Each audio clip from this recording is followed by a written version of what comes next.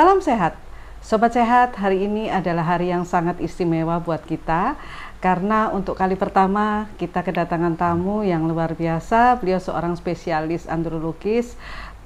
Beliau adalah staf di Fakultas Kedokteran Universitas Airlangga dan juga seorang praktisi di Klinik Infertilitas Verina.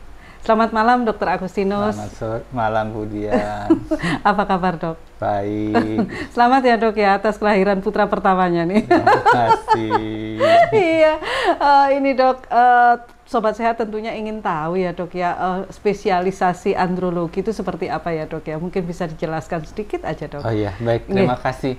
Jadi dokter spesialis andrologi merupakan suatu spesialisasi dalam bidang kedokteran yang menangani masalah disfungsi seksual dan fertilitas utamanya, ya. Gitu ya, Dok.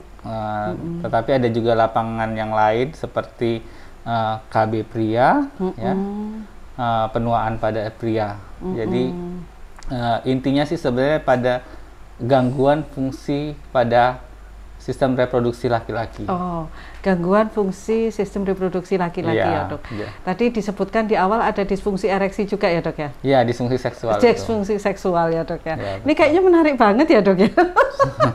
Kayaknya sedikit saru tapi kok nggak puas-puas untuk dibahas.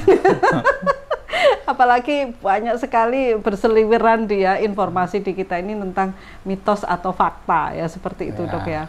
Nah, banyak juga yang menanyakan ke saya, Dok, mungkin dokter bisa memberikan pencerahannya ya, Dok, untuk beberapa informasi yang diterima dan mitos yang ada di masyarakat sekitar itu, apakah ada hubungan antara ukuran, ya, mohon maaf ini, jadi saya agak risih juga, tapi nggak apa-apa ya, kita bicara ilmiah ya, Dokter, ya. Ukuran jari katanya nih, Dok, ukuran jari dengan ukuran panjang Mr. P gitu ya. Karena ya, monggo, Dok, jelaskan, Dok, ini fakta mitosnya seperti apa nih. Baik, jadi ukuran jari, tepatnya rasio antara jari telunjuk dan jari manis. Ini ya, Dok, ya, jari telunjuk sama jari manis ya. Ada korelasinya dengan ada korelasinya dengan kadar testosteron ketika dalam masa kandungan. Oh. Jadi penyataannya sudah dari tahun 1980-an sih sebenarnya. Oh, iya, Dok. Jadi beberapa penelitian pengen tahu memang dampaknya apa. Salah satunya ke penis, ya.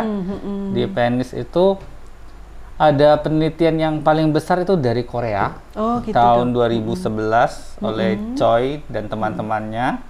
Jadi mereka menemukan bahwa rasio panjang jari telunjuk per jari manis itu berbanding terbalik dengan panjang penis.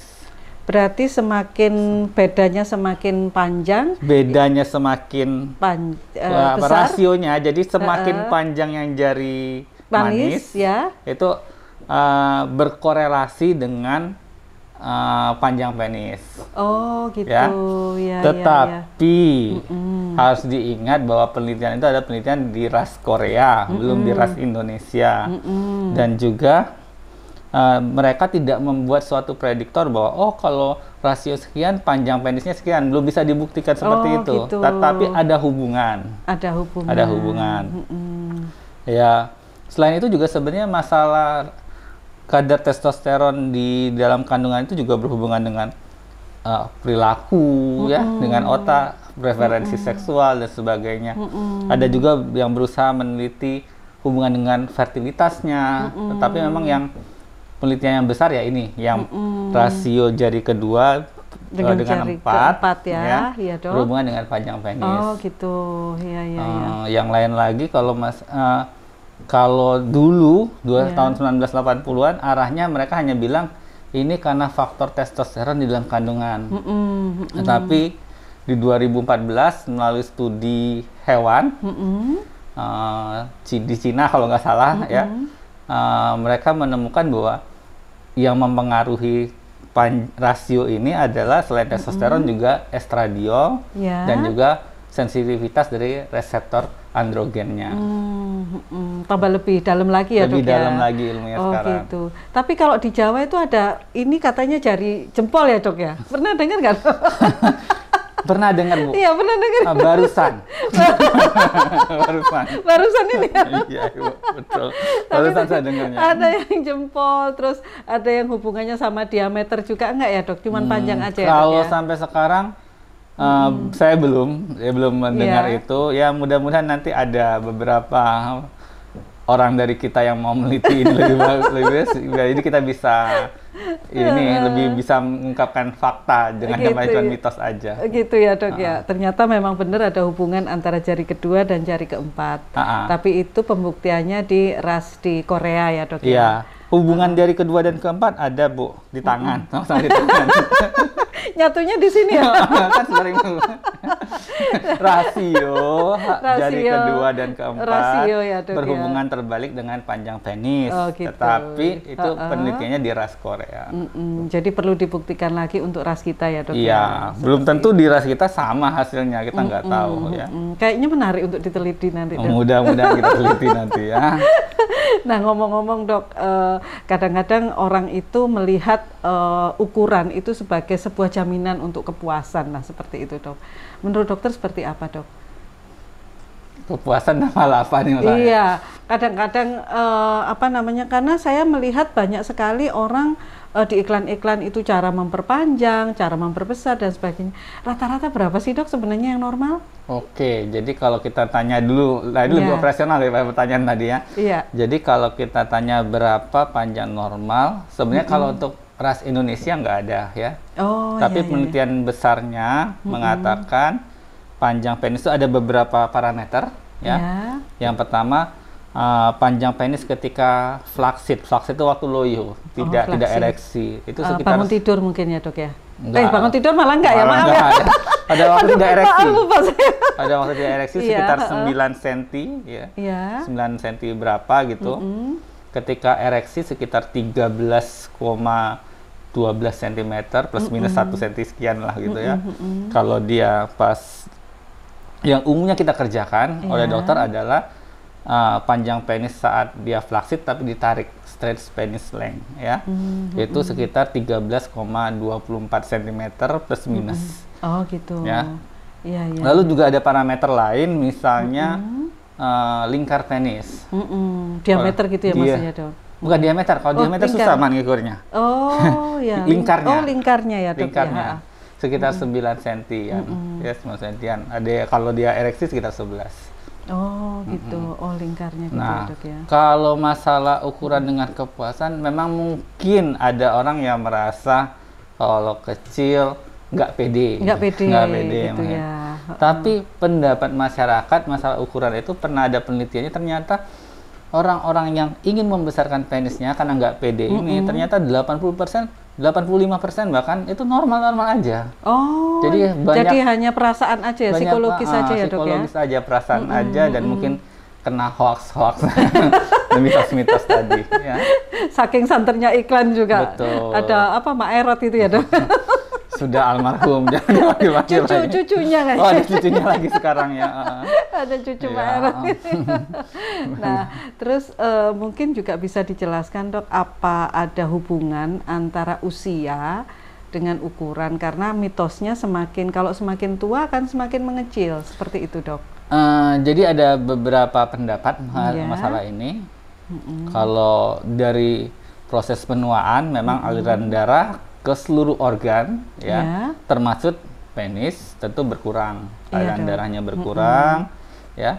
Jadi ada kemungkinan penis bisa mengecil. Jadi ada yang menyatakan pada usia sekitar 60-70 tahun ada pengurangan sekitar 1 cm.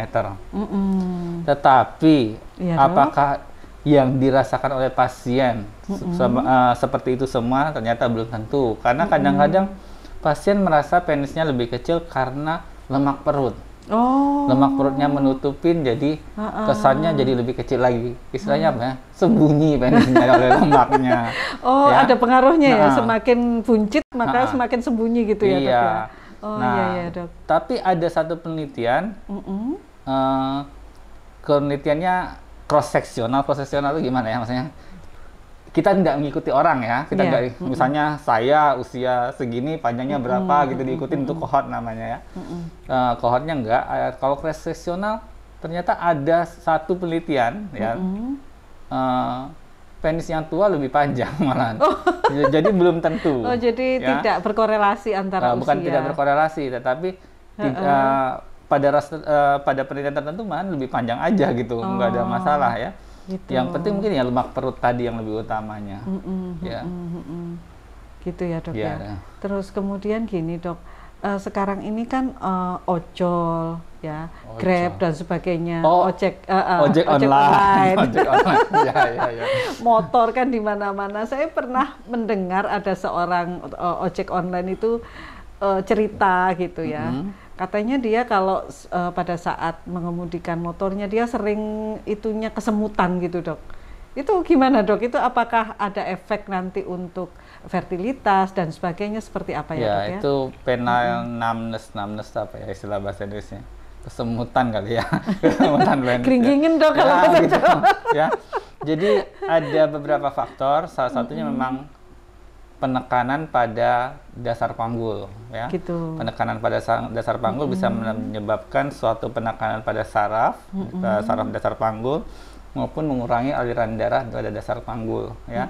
Ya otomatis mengurangi aliran darah ke penis. Ya. Nah, sebenarnya yang laporan penelitiannya sih lebih banyak pada yang bersepeda. Bersepeda karena gitu. Sepeda itu apa ya, sadelnya itu kan kecil. Gowes itu ya dok ya? Iya. Jadi apa ya, saya tekanannya kan lebih besar karena adanya area permukaan yang lebih kecil tuh tekanannya akan lebih besar dengan gaya yang sama. Ya. Nah, otomatis memang bisa menimbulkan keluhan seperti ini ya.